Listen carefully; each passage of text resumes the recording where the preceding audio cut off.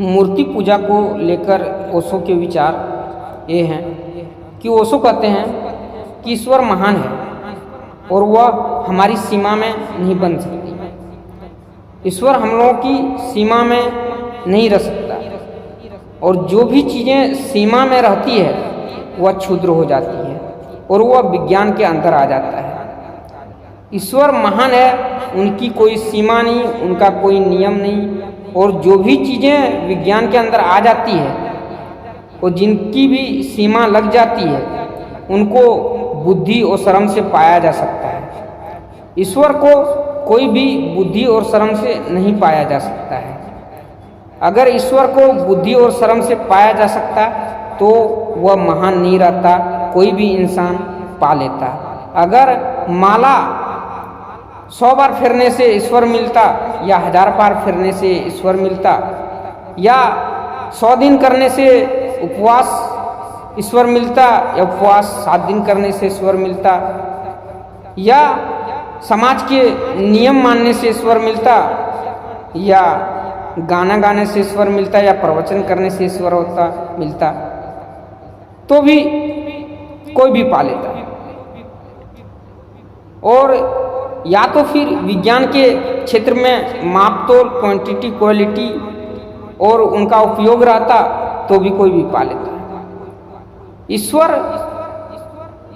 महान इसीलिए है क्योंकि वह असीम है, इसीलिए वह एक मूर्ति के सीमा में नहीं बन सकता।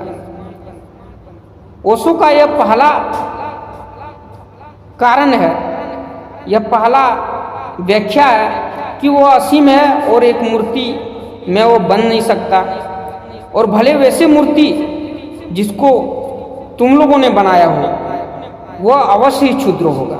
मूर्ति निश्चिंत ही महान है जिसमें ईश्वर समाहित है, लेकिन जो मूर्ति को तुम लोगों ने बनाए हो, हम लोगों ने बनाए हैं, वह मूर्ति अवश्य ही क्षुद्र है, क्योंकि उस मूर्ति में हम लोगों का अहंकार, हम लोगों का डर, हम लोगों का व्यवसाय और न जाने हम लोगों का अहंकार और न जाने सारी इंद्रियों की तृप्ति समाया है। इसीलिए वह मूर्ति कभी भी ईश्वर की प्राप्ति का रास्ता नहीं हो सकता। लेकिन उन्होंने दूसरे वक्तव्य में कहता है कि ईश्वर अकेले था, तब ना कोई ब्रह्मांड था और ना ही कोई जीव जंतु था। लेकिन जब ईश्वर को वासना जगी तो उन्होंने ब्रह्मांड की रचना की और सारे प्राणियों का रचना किया। तो धर्म हमेशा दो पहलुओं पर चलते हैं। उस हिसाब से ईश्वर की मर्जी के हिसाब से ही मूर्ति पूजा हो रहा है, क्योंकि धर्म के कितने प्रचारक आए, ओशो रहे, बुद्ध रहे, महावीर रहे, श्री कृष्ण रहे, राम रहे, मोहम्मद रहे, जीसस रहे और न जाने बहुत कोई आए धर्म के प्रचारक। लेकिन अभी भी हमारे भारत में मूर्ति पूजा ही सर्वप्रथम माना जाता है। इससे पता यही चलता है कि मूर्ति पूजा करने से हमें निश्चिंत ही ईश्वर नहीं मिलेगा। लेकिन एक बातें जरूर सुविधा हो सकती है कि मूर्ति पूजा करने से हम सांसारिक आदमी को कलह, झगड़ा, क्लेश, स्वास्थ्य, धन संपत्ति में वृद्धि, व्यवसाय ठीक ठाक चलना, इतना तो जरूर हो सकता है, क्योंकि ईश्वर की इच्छा के अनुसार ही इनका प्रचार प्रसार ज़्यादा हुआ है मूर्ति पूजा का। ये बात ओशो के ही विचार हैं कि ईश्वर के अंदर वासना जगा तो ही उन्होंने सब कुछ बनाया।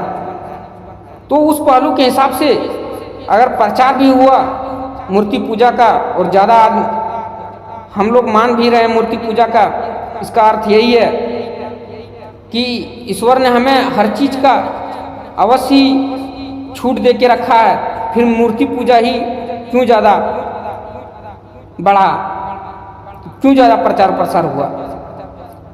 तो निश्चिंत ही मूर्ति पूजा से ईश्वर को प्राप्त नहीं किया जा सकता है।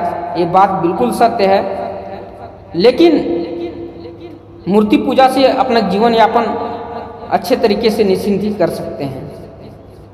और एक बात रही कि ईश्वर को प्राप्त करने का कोई उपाय नहीं है क्योंकि वो असीम है, लेकिन बुद्ध ने बताया है कि ईश्वर को प्राप्त निश्चिंत ही किया जा सकता है, वह ध्यान का मार्ग है। ध्यान का अर्थ है तुम जो भी चीज़ें अपने जीवन में कर रहे हो रोजमर्रा का, वह अपने हृदय से करो, ना कि अपनी इंद्रियों के हिसाब से।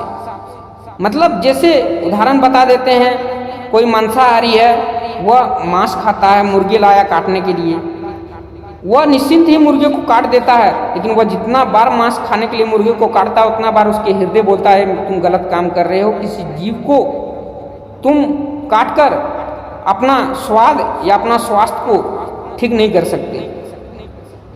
यह हृदय कर रहा, लेकिन इंद्रियों के दबाव और चोट में आकर वह यह चीज़ें करती है।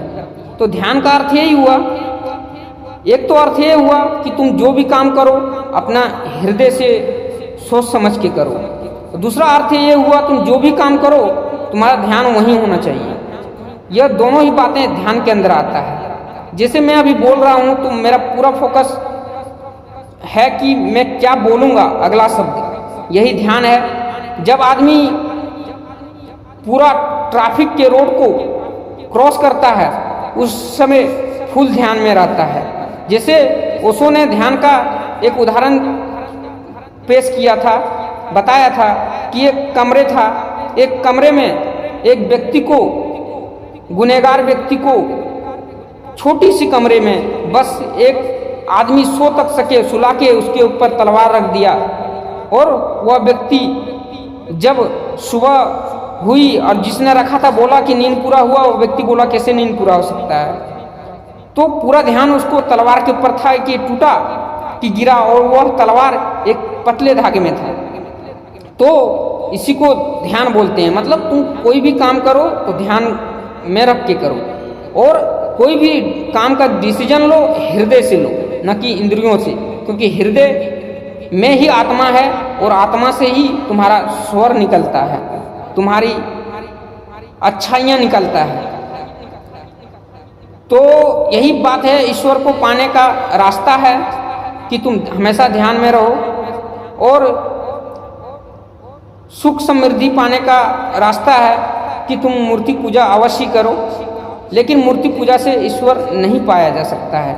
यही मूर्ति पूजा के बारे में विचार है ओशो, सदगुरु ओशो का। आज इतना तक ही, धन्यवाद। और वीडियो पसंद आया हो तो प्लीज़ वीडियो को लाइक कर दें, और इस प्रकार के वीडियो देखने के लिए हमारे चैनल को सब्सक्राइब कर लें। जय श्री कृष्णा, जय श्री कृष्ण।